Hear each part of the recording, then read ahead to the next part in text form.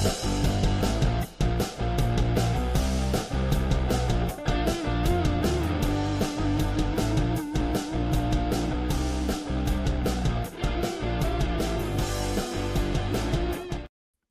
we welcome you back into another special edition of the Ollie Reed Sports Podcast, your news and notes, giving you the news and notes around the world of high school and college basketball across the Mountain State and beyond. And man, oh man, the Big 12 hoops is back on top once again, Jagger. Alongside Sure. Jagger Matheny, who is my new co-host for this evening, we're going to be talking a little bit about Big 12 basketball and talking about the retention of some players who took their name out of the NBA draft combine and going back to school. And first things first, we'll be talking about Milos Uzan from Houston, who, in my opinion, I feel like was supposed to win the NCAA national championship over Florida, but Florida ended up winning the national title. But you guys already know Houston. They brought a lot of players back. Manuel Sharp, JoJo Tugler. They did miss Terrence, who is now at NC State, but I think Terrence Arsenal. I was blanking on his last name.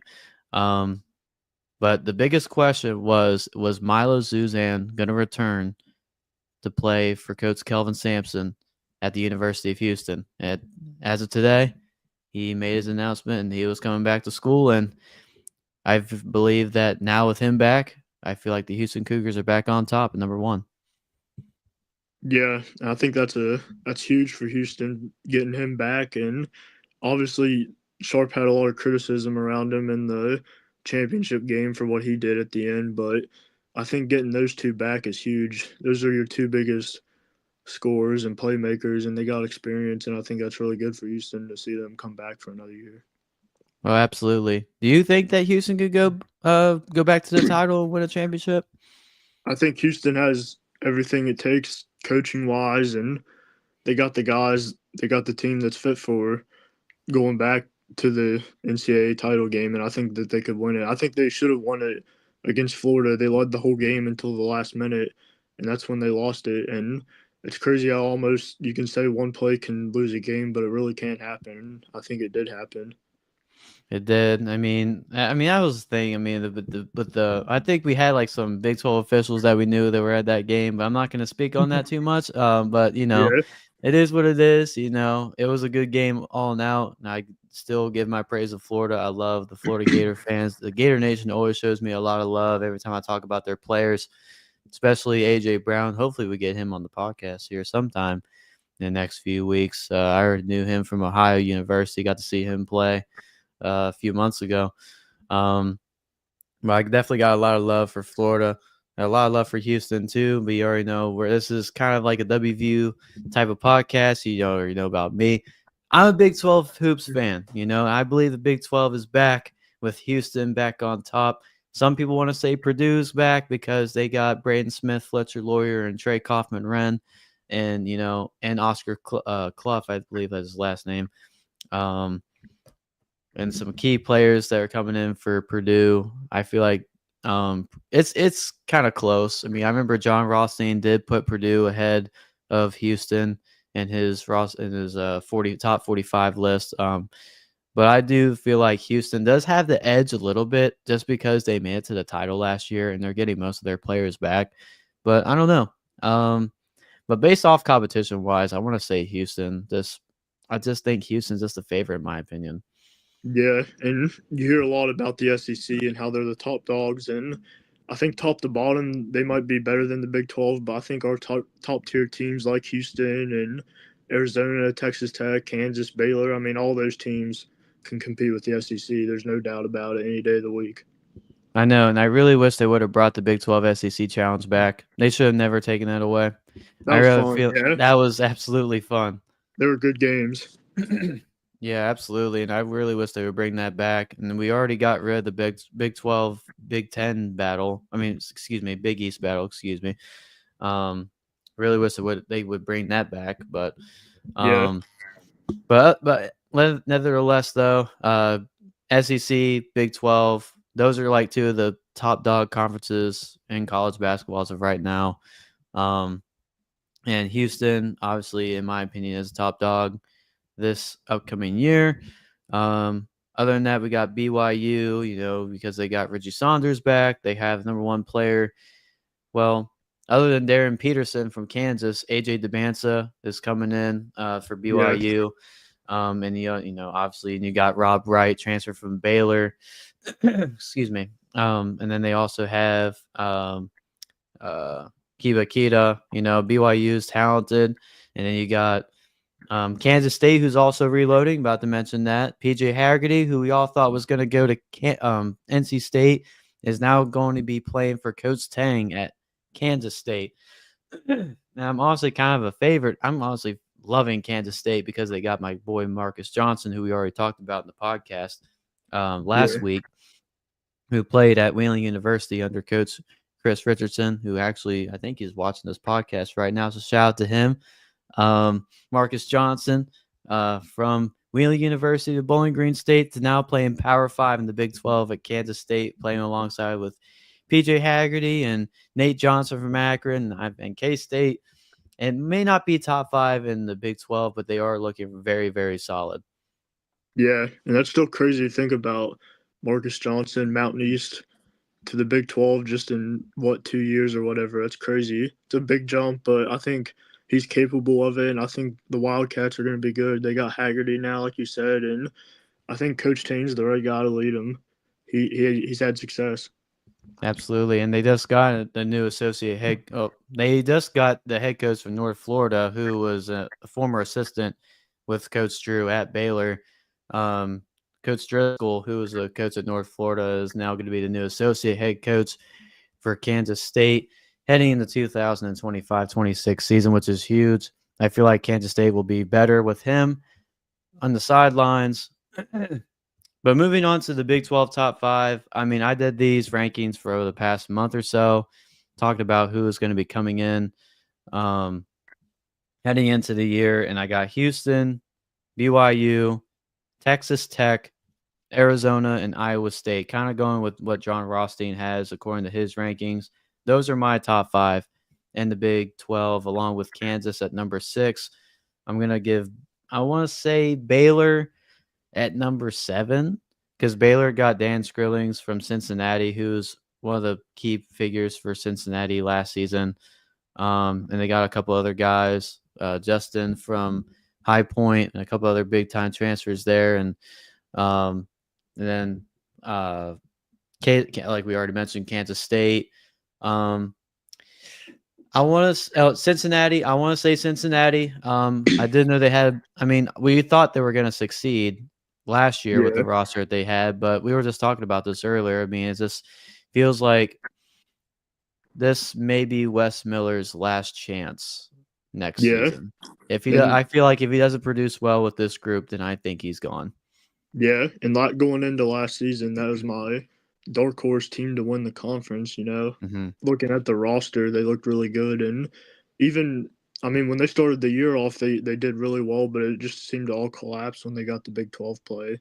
It didn't really work out. WVU beat them twice, beat them on the road and here. So yeah, I know, and with the talented roster they have this year, Bob Miller from Florida Atlantic, Sincere Harris, who transferred from West Virginia to play at Cincinnati because he's originally from Ohio. So it made sense for him to go there. Kirk Carissa, yes, Kirk Carissa is back for his 11th year of eligibility. I think I actually heard this is his 15th year. 15th year, yeah, pretty much. He's been around the block a few times. So yeah, he's gonna run it back one more time. Yeah. I mean, he's been around the Big 12 for a while. First start off Arizona, but that was whenever they were in the Pac-12. But we'll call him Big 12 for now. Arizona for a few years, then obviously went to WVU for that 1 year with Coach Eilert. Originally committed to Coach Hugs. Went to Kentucky for a year this past season, and now is going to be playing at Cincinnati for one more year. So, and they also got the other kid from UCF, the big guy. I forget how to pronounce his name. I could be wrong, but I'm pretty sure Kirk Carissa played against Luka Doncic. He did. Yeah, he did. I remember that. I saw a YouTube video about it. That just shows his age and how long he's been playing. I know he's been playing for a while. Yeah, But he's from Estonia. I know he's from Estonia, right? yeah, That's from because I know he's been playing the EuroLeague, like playing against like former uh other European players across the country yeah, because I feel like he's been playing professional basketball since he was like what 16. yeah. He's been Something playing like- for a while. He's played So against a lot of pros. he's been playing a lot of talent over the years. Yeah, So yeah, yeah. yeah, it's just kind of the question for Kerr is like, is he gonna be like after the season's over, like is he just gonna like play overseas or is he gonna try to go for the G League? Yeah, it'll be interesting to see what he does. You know, I think it's going to be hard for him to even make it maybe to the G League just because of how long he's been playing. But I think that'd be his best option because I don't know if the Yeah. draft will work out or not. Well, we'll just Unless have he to has a see what really good happens. year. Yeah. Yeah, Well, this unless says yeah, good year. Yeah, if he does. But until then, I feel like Cincinnati would be good. But if not, then I mean, this is a really good roster. I'm not gonna sit here and say it was a bad roster. Since Wes Miller has done a wonderful job in the portal. Cincinnati is definitely a good place to play at. You're playing one of the best conferences in the country.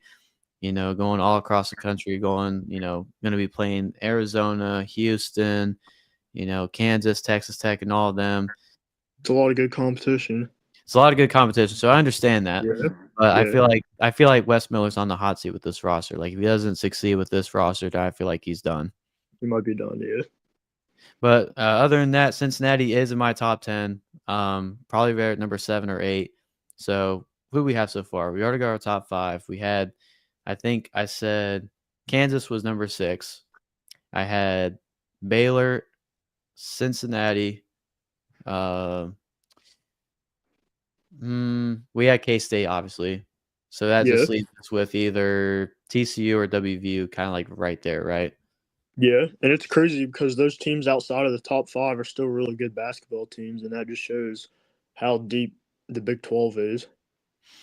I want to give West Virginia an edge, not just because I like what we covered the Mountaineers obviously, but Mhm. the reason why I have West Virginia is because Ross Hodge. I do believe Ross Hodge is a great defensive mindset coach, and that's truly what West Virginia plays for. We're a defensive team. We've always been a defensive team, Yeah, and I feel like if we go through that, we have a lot of good 3-point shooters on our team. We got some length this year. We have some players that want to prove that they can play here. Honor Huff, Tracy yeah. Eaglestaff, Brandon Lorient. I mean, we have guys Like, that can compete. and like I said last show, I think this is a team that can compete, and you're not only going to be seeing a defensive team, but I think it's going to be a fast-paced team that moves up and down the floor and can run with anybody in the conference. Absolutely. I agree. It's too hard to tell. It's just hard to tell. Yeah, it's hard to make early predictions this early on. You just got to see what happens when the season starts and as it goes on. Well, I'll go ahead and do those rankings here sometime in the next month, probably like in late June or early July before I head over to South Carolina for the Adidas tournament. But I'm gonna try to see if I can look up the stats here, like the standings from last season. Houston obviously was at number 1. Texas Tech was finished second in the conference due to their conference record. They were 15-5 in the conference. BYU was 14-6 along with Arizona. Iowa State was 13-7. Kansas was 11-9 in the conference. Baylor and WVU finished tied at 10-10. TCU was 9-11. And that's another reason why I kind of had WVU at an edge at TCU is because we just had a better winning record than TCU. For some reason, every time we play there at TCU, we've always had bad luck. We've always Yeah, had bad luck, and it's always because of that court. I know TCU we needs blew to a get lead rid of down there that this court, year. man. I know it hurts my eyes. I'm pretty sure we blew a lead down there this year too. We did, and it's embarrassing. Credit to TCU; they're really good. They're a good program, and I always got They're to give good, a well shout out to coached. Jamie Dixon. Yeah, for sure. He's a good coach. He's one of the classiest guys out there. And Hmm. we heard in that press conference talking about the Mountaineer fan base showing a lot of love to Coach Dixon. Losing one of his parents. Was it one of his parents Yeah, I that think it passed was his. away? I believe it was his mom. It was his mom that passed away, and people from Pretty West sure. Virginia were just sending him letters and stuff, and Hmm. that just shows you that it's just more than basketball. It really is, and I give a lot Yeah, of love for Jamie Dixon and everyone from at TCU for that. You know, um, it's always good when people outside of the state national recognize us for not just basketball, but just as a state in general and the people that we are. absolutely, it means a lot to us, man. And Yeah. um, who I have finished here, like at the bottom half of the Big 12, and this is kind of who I'm seeing like in that bottom half this year. Oklahoma State, who I do believe Oklahoma State is on the rise. They just got Victorious Miller from LSU. They got a couple other players in the portal as well. I just know Miller was a former 4-star coming out of high school, really athletic, very solid. They also got like another dude, I believe, from Texas. Where did he play at? I think he played at A&M. I want to say. I'm about to look up. I'm about to look it up here right now. Let's see, Oklahoma State. They got Anthony Roy. They had Christian Coleman from UAB. Oh, they also got that 3-star big man that we were looking at from Oregon State, the follow dude. Yeah. They got him. Jalen Curry, UMass.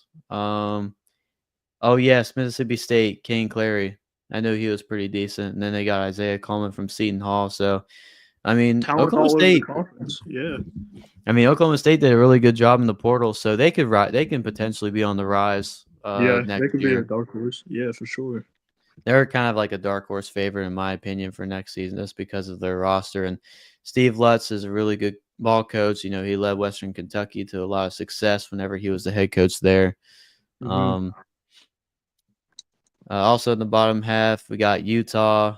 They got a new head coach, but they got a couple other good players in their team. Obviously, Ja'Kai Howard from um, Auburn. I have a feeling he'll more than likely succeed there, get some more playing time at And Utah. Utah was the team that got the assistant coach from the Mavericks, I believe. Does that sound right? I want to say it was from some NBA team. I don't really Yeah. know right off the Yeah. top of I my don't know head, if but you're yeah, I was right. gonna say, I don't know if it was the Mavericks exactly, but they did get an NBA assistant. But yeah, Ja'Kai Howard from Auburn is going to be joining the Utes next season. And of course, the former Mountaineers heading back to the Big 12 as well. Mr. James Okonkwo, Yep. coming in from Akron, is going to be playing at Utah as well. And they also got Don McHenry for Western Kentucky. And he was a really good point guard for them, or shooting guard, excuse me. And they got 4-star guard Elijah Moore from Syracuse. So Utah could be a dark horse as well. Yeah. Just looking at that, it's kind of a tough battle between OK State Them and and OK State. Utah. Yeah. Yeah. I can see that. Um, then obviously, right at the UCF they reloaded a little bit. You know, they got John Bull from Ole Miss, and then they got one of my favorite players who originally played at Florida, back home in Orlando, Mr. Riley Kugel from Hmm. Mississippi State. He's really solid. I'm really happy that he's playing the Big 12 conference, and I think he'll excel there. Just led Mississippi State to an NCAA tournament appearance last year. So, and that's another reason. I know I wasn't really gonna, talk about like early hot takes. I mean, like hot seat. Like we were talking about Wes Miller, but I feel like Johnny Yeah. Dawkins is kind of on the hot seat as well because UCF didn't really do so hot. They were kind of like in the last place in the Big 12, other than Colorado. Yeah. Um, They but were another team that was kind of expected to do a little bit better than they did last year, and they didn't do as well as the expectations. yeah, and they had a really good roster, and of course everybody knew about Mikey Williams and Dior Johnson Oh yeah. playing over there, with Mikey not really playing that much, and just Dior Johnson coming off the bench, but they did a pretty good job in terms of like playing for the crown. They did a Hmm. good job there. Yeah. I think Greenbrier. they played for a crown championship, but I think they lost in Nebraska. In my opinion, I think they did. They played Nebraska. I Nebraska think it was. won the crown. I know Are you that. talking about the Greenbrier? No, they have the crown. The off season, like Oh other yeah, than the yeah, NCAA tournament, they have the yeah, crown yeah. I've heard about tournament. Then that. it's new. They Yeah. just started it last season, and Mhm. I feel like WVU was supposed to play in it, but they canceled. They didn't want to play in it since they Okay. didn't get an invite to the NCAA tournament. which Yeah. I'm still really upset about. Oh I yeah. still feel like even without Tucker DeVries, I feel like It was still WVU should have robbery. played. They kept talking about 20 wins and 20 wins and all that, and then we finally got it. And I just think that the whole team was robbed and the fan base and everything. I thought the whole thing behind it was really sketchy. Absolutely, yeah. But I feel like in like very bottom of the Big 12, in my opinion, heading the next year is probably going to be Arizona State and Colorado. Yeah. Because both those teams have really done so well in the portal. I don't want to. I mean, I don't want to speak down on Bobby Hurley because I loved Bobby Hurley back in the good old days while he was at Duke, and getting to Mm-hmm. watch his highlights along with Christian Leitner. And whenever I was younger, getting to watch that documentary about all that. And Yeah. but Arizona State hasn't really been doing so hot in the portal, and Colorado hasn't really done good either. Football's a different story now with Deion Sanders Yeah. at the helm. The football school. I just feel like it's different for Colorado. I feel like Colorado could succeed. It's just they now put with all their money Primetime in football. Sanders. Yeah, Yeah. because Primetime Sanders is the head coach at, the head football coach. All the Yeah. NIL money is basically going all the football and all the other athletics. They're not Yeah. It's getting not. that It's much. not. It's not. They're not concerned on basketball. It's all about football. Yeah, of course. All they got. Yeah, and I feel like, and we'll obviously talk about that once football season comes up. But man, I mean, but just looking at this Big 12 conference, though, I mean, Colorado can still compete with some teams, though. Even with, you know, our last place team in the Big 12 can compete with anybody from like the ACC or Oh yeah, anything for like sure. that. The ACC really struggled this year. They did. I mean, Yeah. and speaking of that, I mean, the only top teams I'm thinking about for the ACC as of right now are Duke, Louisville, and NC State. And North Yeah. Carolina is kind of close to that as well, like being like Yeah. who's going to win the ACC championship. Mhm. So Yeah. like Isaac McNeely, we were talking about Isaac McNeely, playing for Pat Kelsey because Pat Kelsey did an amazing job in his Yeah. first year at Louisville. Led that team to an ACC championship. Made it to an NCAA tournament. They doubled their wins over the past 2 years under Kenny Payne, who was the head coach there for the last few years before he ended up, getting fired and Pat Kelsey taking over for him. Yeah.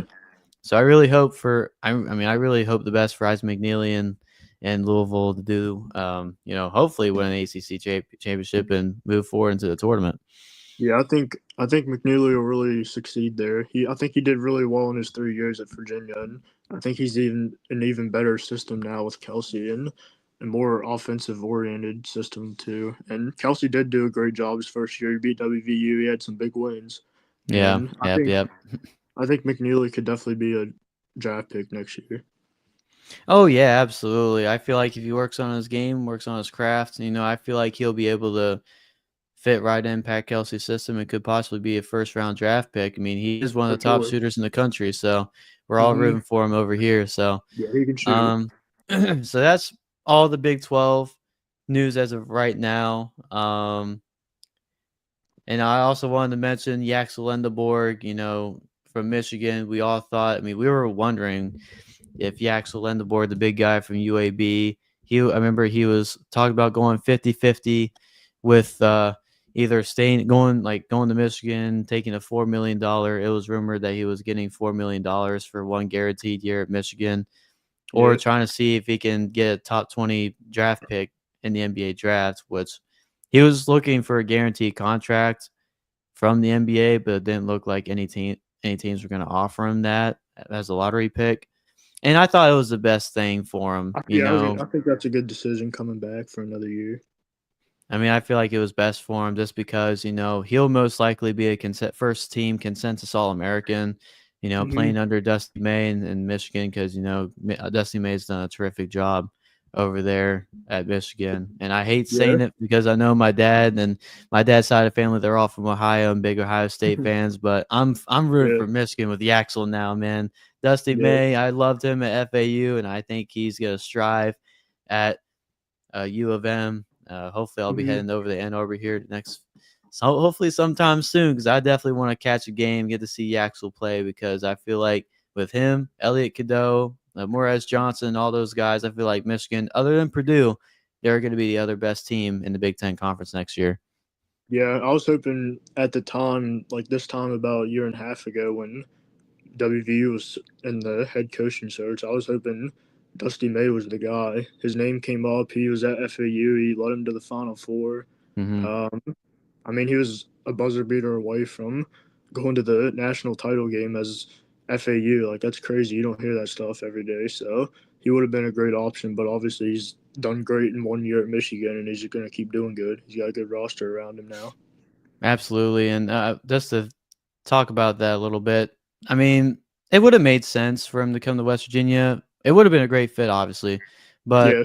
he's a Midwest guy. I think he is more of a Mm-hmm. Midwest guy because he's originally from Indiana. He Yeah. was a student manager under Bobby Knight. We were all thinking, people were thinking this season, since Mike Woodson got fired, that he was going to take the job and leave Yeah. Michigan and take the Indiana job. Um, but Obviously, we this, know what happened there. we all know what happened there. Yeah, I'm about to say, Yeah. but he did such a good job at Michigan. I didn't think he was going to leave that program for a year, and I knew Yeah. Indiana was probably going to look for somebody else, and apparently DeVries was the guy, That was the and guy they like were looking for. like I said before, I don't really have any ill will towards him leaving. I really don't. It's a big opportunity for him. He is also a Midwest guy. Yeah. And for like speaking about Dusty May, it's like same thing with him. If he would have went to WVU, it wouldn't make any sense. I feel like if Dusty May would have took the WVU job, he would have done the same thing. Yeah. But I don't really have, but it's like no ill will towards DeVries because it's He did. He Midwest. did what was, he did what was best for him. That's what made him feel good and made him happy. So I think that's really all that matters. And it's true, and I feel like he has been succeeding well in the portal this Yeah. year. Yeah. Again, not too many big names out of the portal, but he's got some guys that can play. Yeah. Tayton Connerway. He also got Connor Enright, who played under DeVries at Drake a few years ago. Yeah. I did see that. It's a big pickup. Trying to see who else they got here. I'm going back and forth here on my phone trying to see who they got. Reed Bailey, who is power forward at Davidson. Lamar Wilkerson, who was a top player at Sam Houston State. Obviously got Tucker DeVries, already got his son, obviously. And they got a couple of good guys from North Florida, Josh Harrison, Desai Miles. So, yeah, Indiana got some good dudes out of portal. Not big names other than Tucker, but, guys that I think can't compete in the Big Ten. Yeah. And I think out of So, all those guys, Tucker's the best one that you could get. You see what he can do when he's healthy. He played great in the Bahamas. I mean, some of those threes he were hitting was just crazy. He was hitting them from like just right across half court. And, when he's healthy, he can do whatever he wants. He can score off a screen and he can create space. He can catch and shoot. He can really just do it all. absolutely, yeah. I have a feeling, if he does succeed at Indiana, for his final year of eligibility, that I feel like he can be a draft pick. But as of Yeah. right now, I don't know. It's really early to tell. I can't really say whether or It's not hard he's too going to because be a first round or second round. he didn't play much last year, and he only played a few Yeah. games in Power 4 basketball, so it's just really hard to tell. We'll just have to see what happens. But I do believe that he'll do a good job at Indiana, obviously. Yeah. But going to coaching news now, Mr. Josh Eilert is now the new assistant coach. He's back home at Kansas as he's going to be an assistant coach at Wichita State. I know Josh Eilert. I've known him for a couple of years now before he even took the head coaching, before he became the interim head coach at WVU. Whenever he was starting out with Coach Huggins, being the I think he first started out like as a video coordinator, grad assistant at Kansas State, and then he ended up helping out director of operations for all those years under Huggins at WVU, and then became assistant coach under Hugs at WVU for 1 year before taking the interim job, and obviously was the interim head coach at Utah last year after they fired their head coach over there. And now I wish nothing but the best for Josh. He's been thrown into tough situations over the last 2 years, and I mean, pretty much you could say thrown into fire. And I think he's done the best he can with what he's got. The year at WVU, he had a really good roster, and obviously it didn't work out. But I think if you give him time to develop and stuff, he's got experience, and he'll just continue to learn.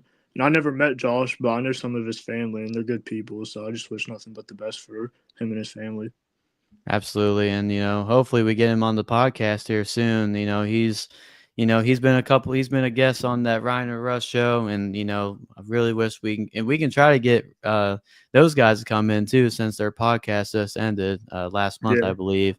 Be But yeah, awesome. hopefully it would be awesome to get Coach Eiler back on the pod and, trying to get some other college players, high school players. And those of you guys who even tuning in, we're going to get some players and some coaches coming on the podcast here throughout the year before basketball season starts. We still got how many months till basketball starts in November? So we got at least like 5-6 months. Yeah. It needs to hurry up and get here. I'm ready for it. Me too. We're sleeping May, though. But other than that, we'll keep you guys updated on anything. We'll keep you guys updated on who we're going to be interviewing with and all that stuff. But as of right now, we're just giving you a little bit of some news. But I think that's all we got, unless anybody wanted to talk. I don't think we have any comments in the chat. I knew we had a few, but I didn't get to read any. But I did, shout out to Jagger's family for they were in the chat. I didn't even notice until I ended the stream last week that they were saying, yeah, Jagger, he is a really, I'm really glad that Jagger's here on the podcast. He knows his stuff. As he mentioned, he's going to WVU for you are going to WVU for broadcasting, right? Yeah, sports media. So yeah, he knows his stuff, and that's the reason why I brought him in, because he's intelligent, he's smart, and I have a feeling that me and him we're gonna do some big things here on this podcast here. So yeah. We appreciate you guys tuning in. I know you guys got a busy week coming up. Hump Day's up next. But until then, we're gonna keep you guys updated on any players or coaches that we might interview in the future, and just looking forward to college basketball. It's only May, we sleep in May, yep. But we're going to bed, but we're still wide awake. Thinking, we're watching, we're keeping up with news and everything.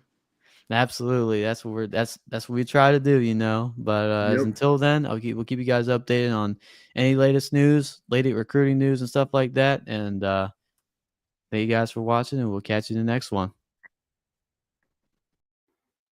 Thank you for watching the Ollie Reed Sports Podcast on YouTube. For more basketball content, make sure to like, subscribe to the YouTube channel, and also give us a like and review on Apple Podcasts and Spotify for more college basketball and high school basketball content just like this.